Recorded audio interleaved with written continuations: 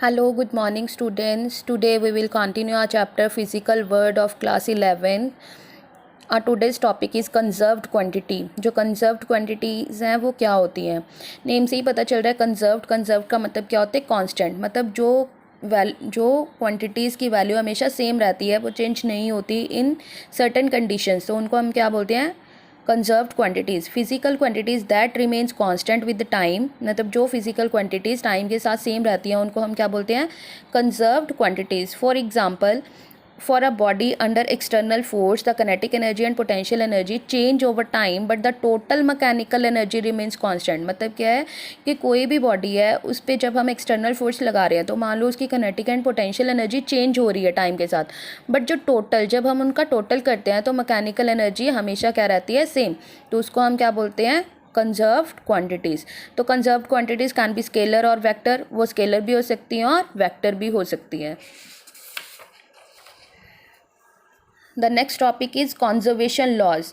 तो उसके बाद हमारे पास आता है कॉन्जर्वेशन लॉ. और conservation law is a hypothesis based on observation and experiment which can not be proved.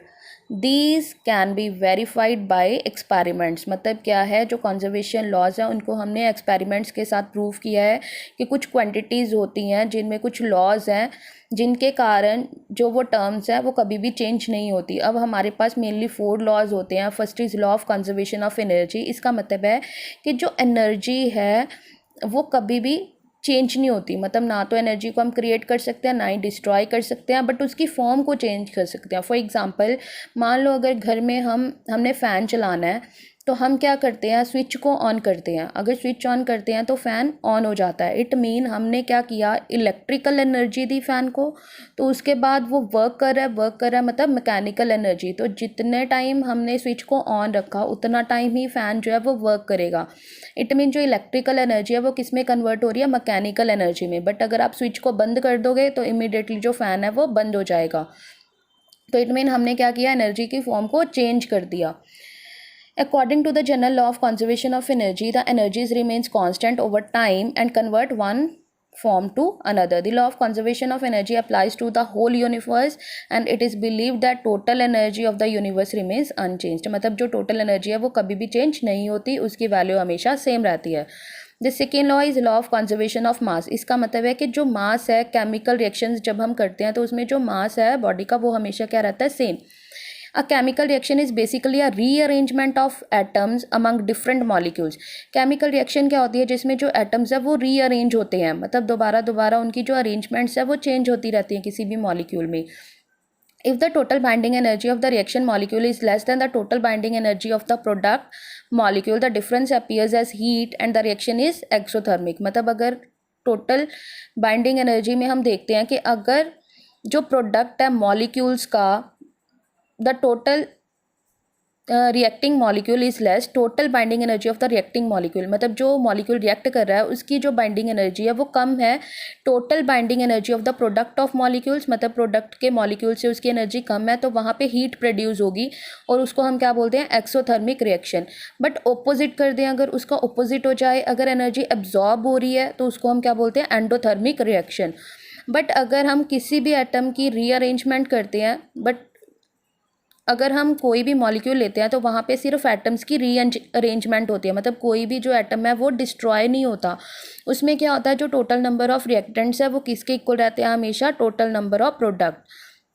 So mass is related to energy through Einstein theory. तो हमने एक फॉर्मूला भी किया था, E=mc², where c is the speed of light, और जो light की speed है वैक्यूम में वो हमेशा सेम रहती है. तो इट मीन जो मास है मॉलिक्यूल्स का वो सेम रहता है, वो कभी भी चेंज नहीं होता. Third is law of conservation of linear momentum. अब इसका क्या मतलब है कि जो लीनियर मोमेंटम है वो हमेशा कंजर्व्ड रहता है. कब कंजर्व्ड रहता है?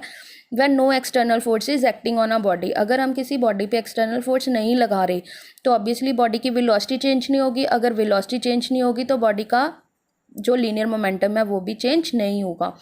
Symmetry of law of nature with respect to translation in space in terms of conservation of linear momentum.